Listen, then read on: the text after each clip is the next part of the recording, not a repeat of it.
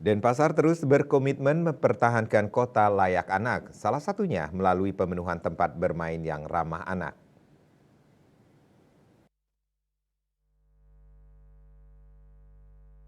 Kini Pemkot Denpasar terus melakukan perbaikan terhadap taman bermain di beberapa lokasi.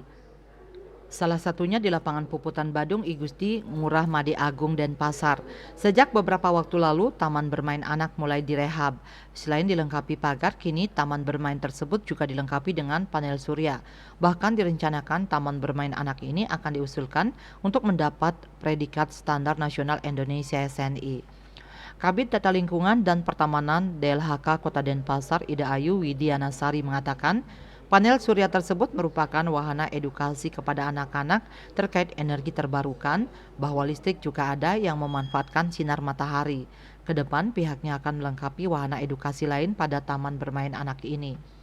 Apalagi akan diusulkan untuk mendapatkan predikat SNI. Pihaknya juga akan menampilkan edukasi pemilahan sampah di kawasan tersebut. Salah satu wahana edukasi yang saat ini sedang dilengkapi yakni panel surya yang merupakan bantuan CSR dari PLN.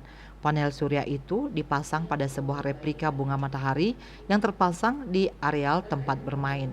Panel surya juga dipasang di shelter dan dilengkapi dengan baterai 7 mAh.